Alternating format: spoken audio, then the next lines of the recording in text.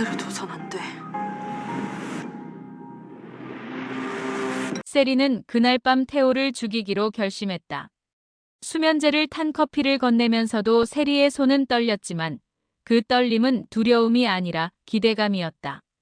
세리는 태호가 깊은 잠에 빠지자 베개를 들었다. 세리는 태호의 얼굴을 덮으며 마침내 모든 것이 끝날 것이라고 믿었다. 그러나 태호는 마지막 순간 세리의 손목을 붙잡았다. 태호는 갈라진 목소리로 물었다. 내가 정말 이럴 수 있느냐? 태호의 눈에는 분노와 절망이 동시에 담겨 있었다. 태호는 모든 미련을 버리고 몸을 일으켜 밖으로 나왔다. 태호는 지호를 데려가겠다고, 황 회장에게 진실을 말하겠다고 선언했다. 세리는 돌처럼 굳었다. 세리는 모든 것을 잃을 수도 있다는 공포가 살기로 변하는 것을 느꼈다. 세리는 망설이지 않고 태호를 밀쳤다. 계단에서 굴러떨어지는 소리가 집안을 울렸고 세리는 자신이 무엇을 했는지 알면서도 마음을 얼렸다. 지호는 아저씨가 나가는 소리를 듣고 방에서 나왔다. 밖을 나갔을 때 지호는 엄마 세리가 태호의 등을 밀어버리는 순간을 똑똑히 보았다. 지호는 비명을 삼켰다. 지호는 누구에게도 말하지 못했다. 지호는 밤마다 그 장면을 반복해서 떠올렸고 악몽 속에서 떨어지는 소리를 계속 들었다. 지호는 밥을 거부했고 방에서 나오지 않았다. 지호의 눈빛이 완전히 달라졌고 지호는 세리를 볼 때마다 온몸이 굳어졌다. 지호는 엄마에 대한 사랑과 두려움 사이에서 극심하게 흔들렸다. 지호는 엄마를 잃고 싶지 않아서 진실을 묻어두려 했지만 지호의 침묵은 집안의 공기를 완전히 바꿔놓았다. 태호는 병원으로 옮겨져 혼수 상태에 빠졌다. 태호는 호흡기와 각종 기계의 도움으로 겨우 생명을 유지했다. 세리는 병실을 드나들며 태호의 가슴이 오르내리는지 확인하는 척했지만 실제로는 태호가 영원히 깨어나지 않기를 간절히 기도했다.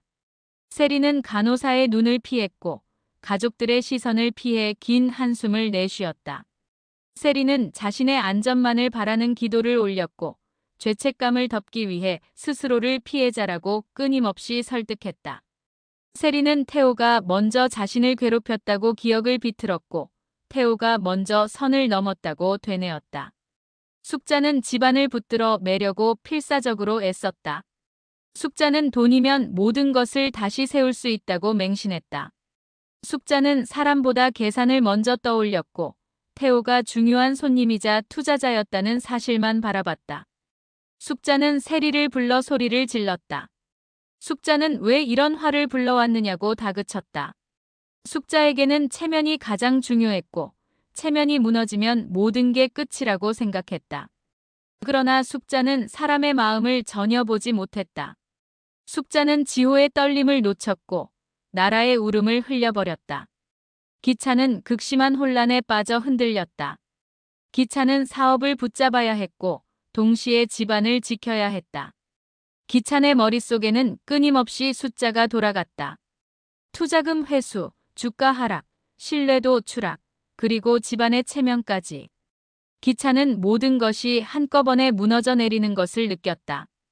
기차는 제인과의 끊어진 관계 앞에서 깊은 후회에 잠겼다. 기차는 제인에게 미안하다고 말했지만 기찬의 미안함은 사랑을 회복시키지 못했다. 기차는 제인의 차가운 눈빛을 마주할 때마다 가슴이 찢어지는 듯했다. 기차는 자신이 잃어버린 것들의 무게를 온몸으로 느꼈다. 기차는 밤잠을 이루지 못했다. 기차는 새벽마다 서재에서 태호와 관련된 모든 서류를 뒤졌다. 기차는 투자 계약서, 통화 기록, 방문 일정을 하나하나 점검했다. 기찬의 직감은 계속 세리를 향해 있었다.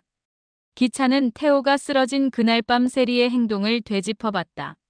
세리의 당황하지 않은 표정, 세리의 지나치게 침착한 반응, 세리가 구급차를 부르기까지의 묘한 시간 공백. 기차는 울분을 삼키며 세리를 의심하기 시작했다. 기차는 세리와 마주 앉았다. 기차는 세리에게 사실을 말하라고 다그쳤다. 그날 밤에 정확히 무슨 일이 있었어? 태호가 왜 계단에서 떨어졌어? 기찬의 목소리는 떨렸지만 날카로웠다. 세리는 눈을 피했다. 세리는 말끝을 흐렸다. 나도 잘 모르겠어.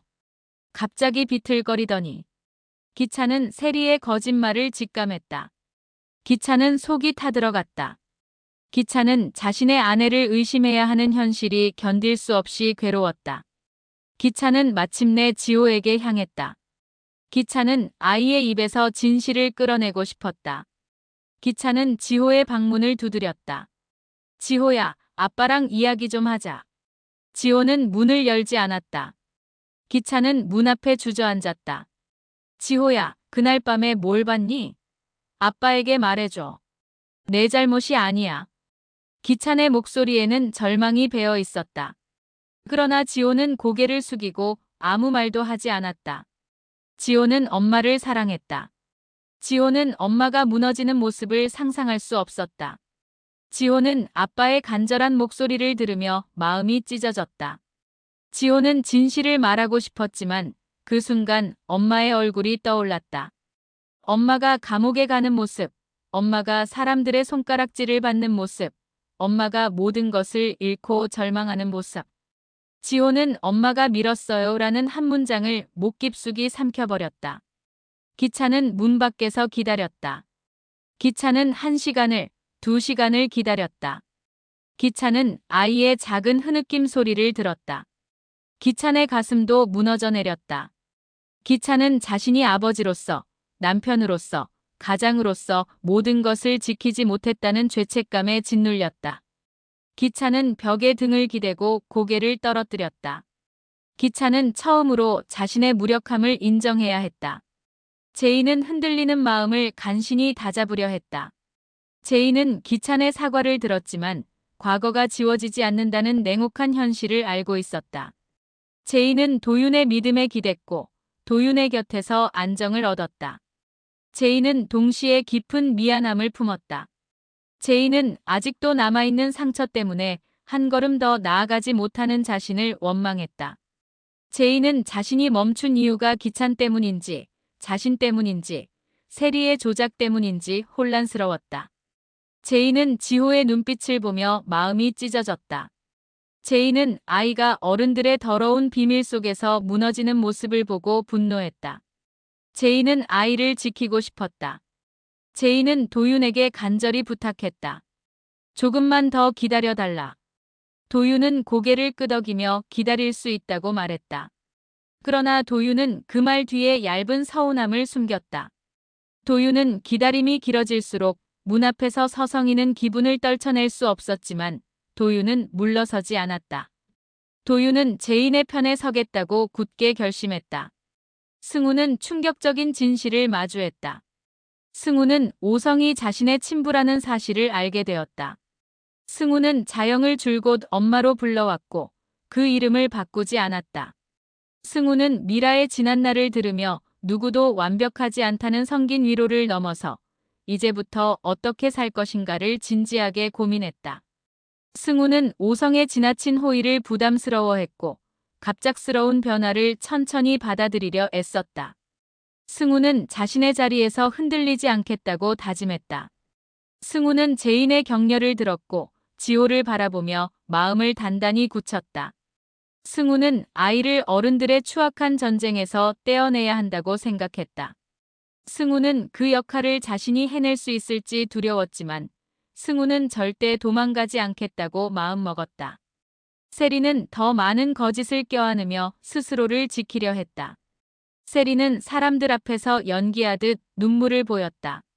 세리는 억울함을 토로했고 자신이 결백하다고 강력히 주장했다. 세리는 자신과 싸우는 동안 주변 사람들을 더욱 깊은 수렁으로 끌고 들어갔다. 세리는 병실을 스치듯 지나며 태호의 숨을 확인했고 아이의 눈길을 철저히 외면했다. 세리는 기찬의 의심을 피해 말끝을 흐렸고 숙자의 꾸중을 들으며 마음속으로 벽을 더욱 높게 쌓았다. 세리는 누구에게도 기대지 않았고 누구에게도 사과하지 않았다.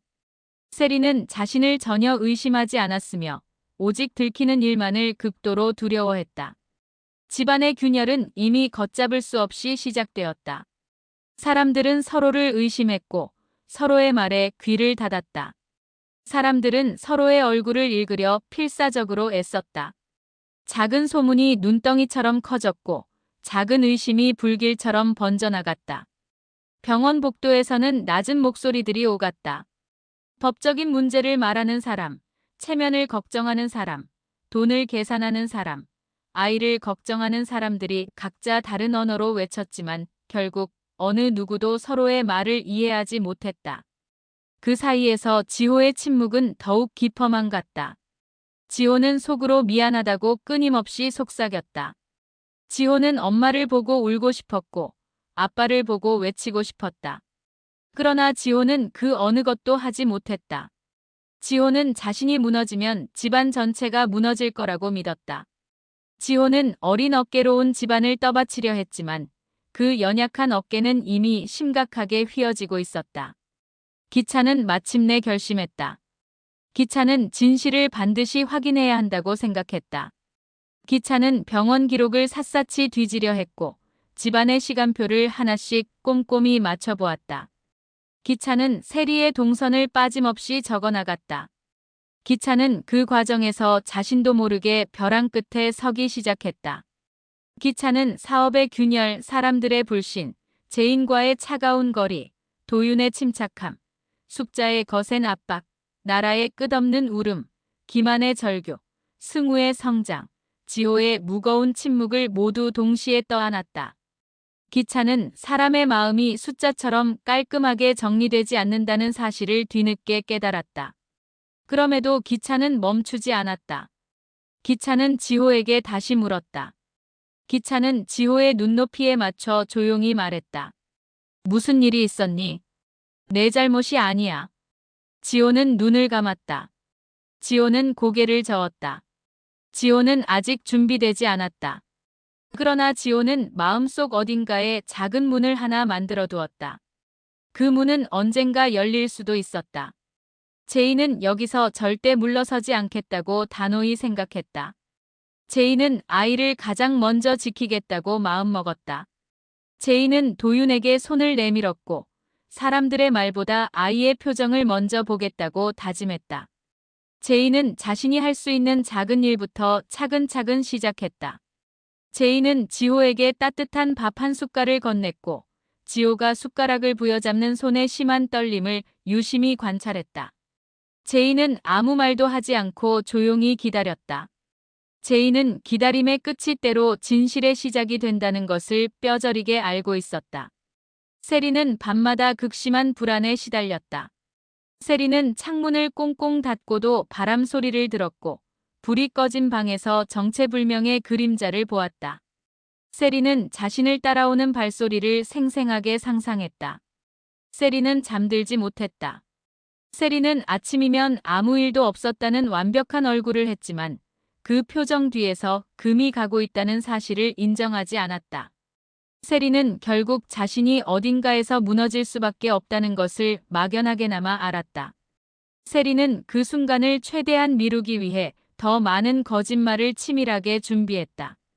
그리고 어느 날 아주 작지만 결정적인 일이 벌어졌다. 병실의 중요한 기록지 한 장이 흔적도 없이 사라진 것이다. 병동 간호사는 잠깐 자리를 비웠을 뿐이라고 해명했다. 기록지를 정리하던 담당자가 갑자기 바뀌었다. 누군가는 단순한 우연이라고 말했고 누군가는 치밀한 의도라고 수군거렸다. 바로 그 시각, 태호의 손가락이 아주 미세하게 움직였다. 그 누구도 알아챌 수 없을 만큼 작은 움직임이었다. 하지만 어떤 움직임은 작아서 더 크고 어떤 변화는 조용해서 더 요란한 법이다. 만약 내일 아침 병실이 발칵 뒤집힌다면 그 이유는 과연 무엇일까? 태호가 드디어 눈을 뜨는 것일까? 세리가 그토록 두려워한 첫 번째 이름은 도대체 누구의 입에서 새어나올까? 기찬이 필사적으로 붙들려는 진실은 어느 쪽일까? 그리고 이제 그 모든 진실이 마침내 세상 앞에 드러나려 하고 있었다.